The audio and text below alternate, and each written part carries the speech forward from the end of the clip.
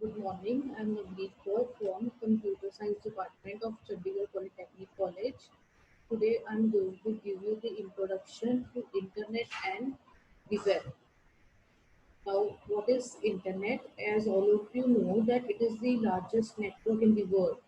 It is the connection of multiple networks, hundreds or thousands of individual networks, which are connected all over the world. So it is also known as information highway. Now, if we move through geographical space and to transmit your ideas and information other than internet, okay, that will be very typical. Otherwise, if we use internet and we traverse our ideas and information through cyberspace, it is at a very good speed due to the space of electronic movement of ideas and information. So you can convey your ideas very fast all over the world, and you can share data and resources as well. Now, internet is not owned by anyone. There is no formal management, and it was originally developed for Defense Department. Okay. Now, in order to access internet, we have to pay our registration fees, and we have to follow a set of rules which come under a protocol called TCP/IP protocol. Now, what are the uses of internet? On this slide, you can see the very basic use of sending email messages. Second, to upload files or to download files across different computers. Then you can participate in discussion groups, meetings, or news groups. Then you can surf on the entire web. Now, what is the web? What do you mean by web? www, it stands for World Wide Web. Now, World Wide Web consists of information in the form of web pages.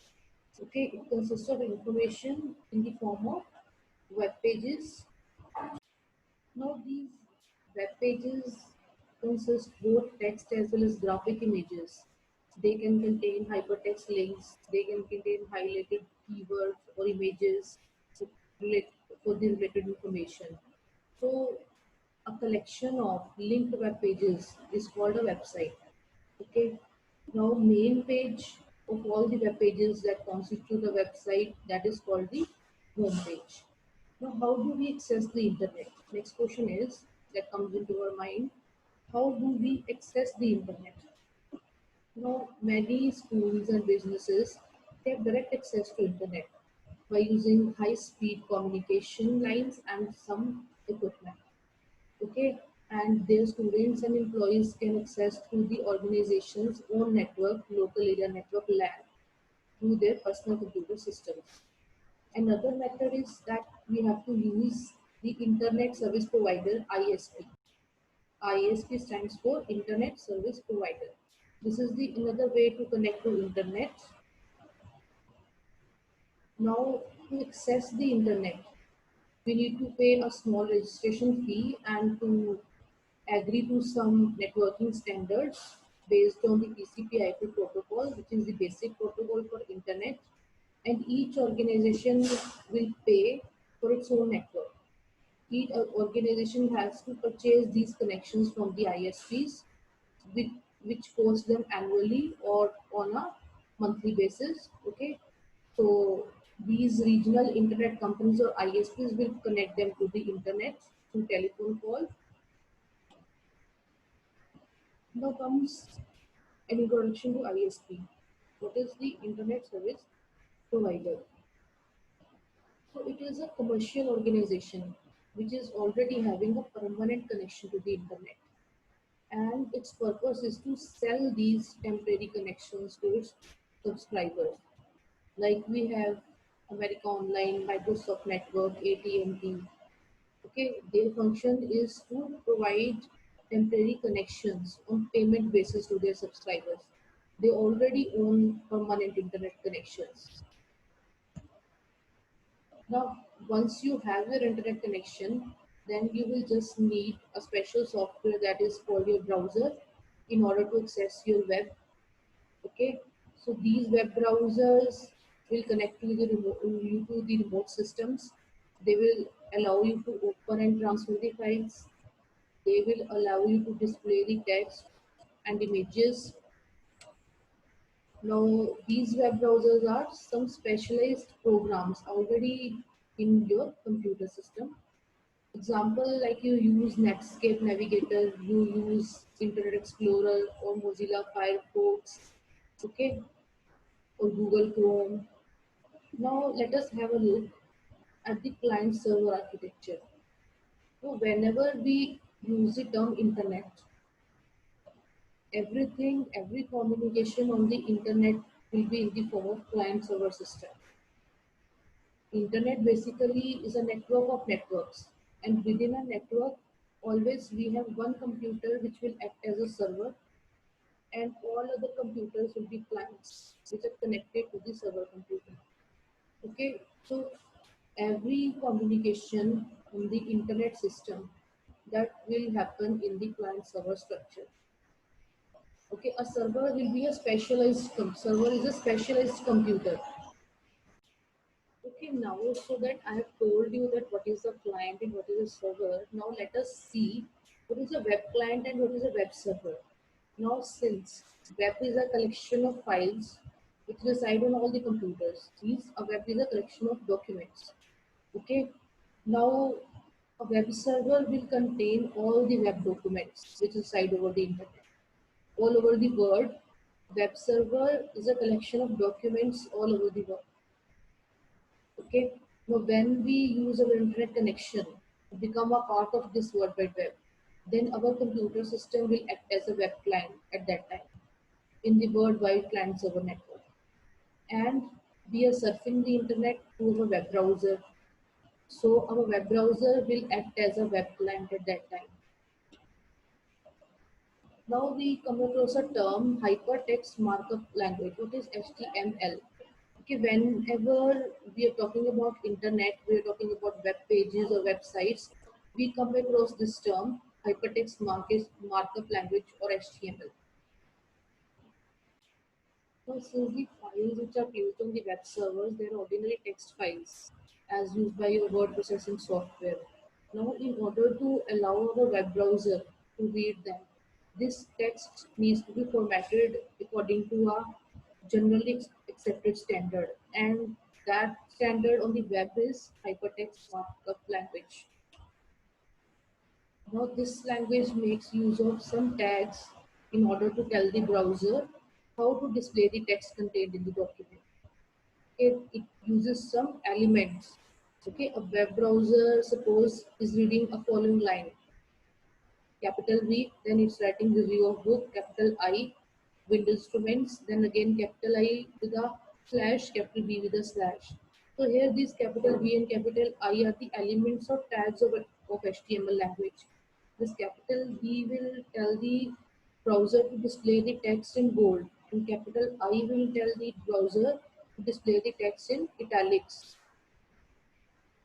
Now, what are addresses on the web and what is IP addressing? Now, each computer on the internet needs to have a unique identification number to identify it, to send or receive data from it. And that identification number is known as IP address. Its full form is Internet Protocol Address. And the IP addressing system, which is used in our computer systems over the internet, it consists of four parts. Okay, each part of the address will be a number ranging from 0 to 255, and it is separated by a dot. All the four parts are separated by a dot as shown in the example 106.29.242.17, and the range of each part also should be between 0 to 255. So this notation of writing IP address is known as the dotted decimal notation. There are four decimal parts in this address. For every computer on the internet, we will be having a unique IP address so that we can send and receive data from that computer. And this address is divided into four parts. Each part is a decimal number whose range is between 0 to 255, and these four parts are separated by dots, so it is also called dotted decimal notation. Now, this combination of four IP address parts will provide you about 4.2 billion combinations of addresses.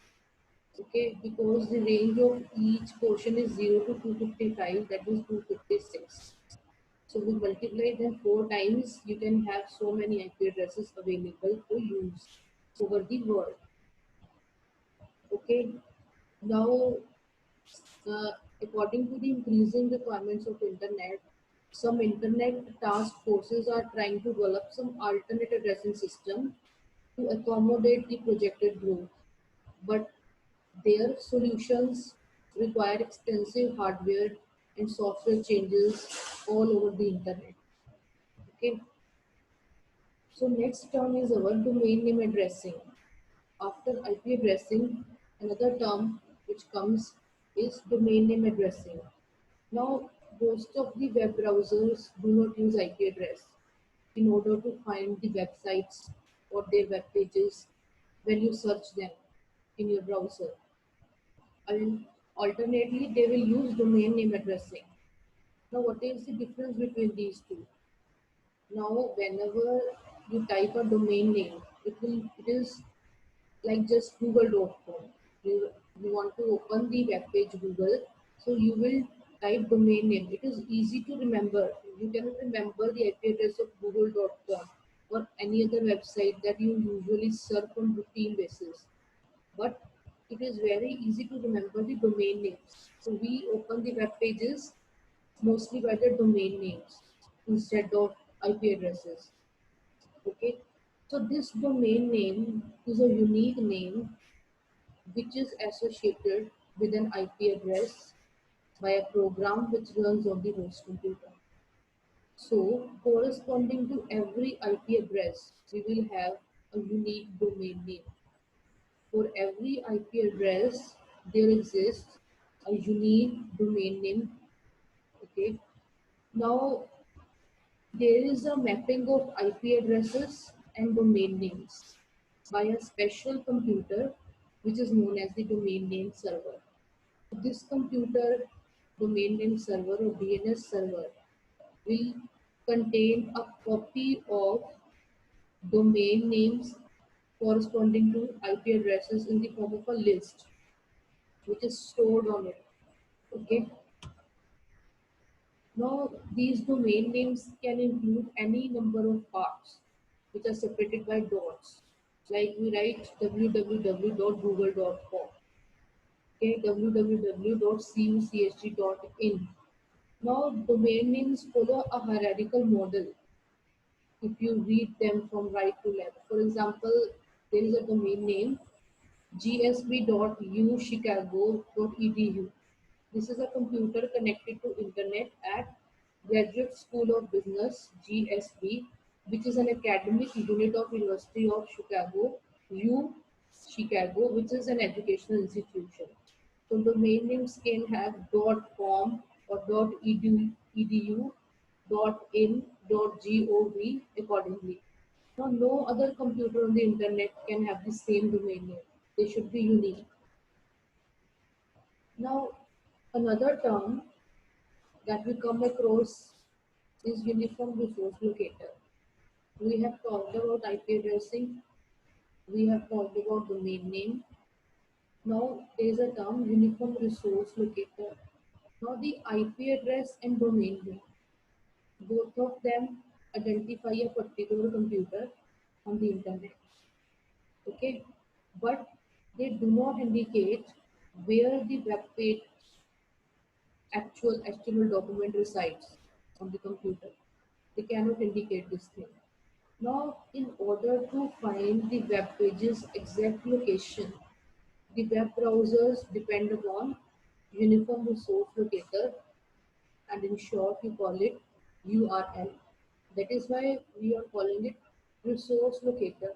Means it is providing the exact location of web page that you are surfing, that you are searching. This URL is also a four-part addressing scheme which will tell the web browser First of all, it will tell the protocol, which transfer protocol is being used for transporting the file, whether it is HTTP or HTTPS protocol. Then it will tell the domain name of computer on which your file is residing. Then it will give you the path name of folder or directly on the computer on which your file is residing. Then the name of the file. That means Uniform Resource Locator is providing you the entire path of the web page that you are searching. Okay, first of all, it is specifying the protocol name, then domain name, then it is giving you the path name on the host computer, then it is giving you the name of the computer file that you are searching. This is the purpose of a uniform resource locator. Now, if we look at an example of URL, here you can see HTTP specifying protocol, then it is followed by domain name, then there is a slash after the domain name, which is followed by path name, then there is again a slash, which is followed by the file name. So this is an example of URL. It is giving you the complete path to the document that you are searching. Next comes HTTP. So HTTP stands for your Hypertext Transfer Protocol. Now this protocol is basically a set of rules which is used to move the files from one computer to another while you are on the internet. Okay, so this is the basic protocol for transfer of web pages. Some other protocols that are used on the internet, they are FTP and Telnet. FTP stands for File Transfer Protocol, and Telnet is a remote transfer protocol which stands for Telecommunication Network. Now, how we can find the information on the web? There are a number of search tools that have been developed, that have been available on various websites. Yahoo is a search engine, Excite, Lycos, AltaVista, MSN Web Search, and Google. Now you can find information in two ways. Either you can search by topic or you can search by keywords. Some search services will offer you both of the methods. Okay, you can search either by topic or by keyword or by both. Thanks for listening. So this was all about your internet basics and web basics.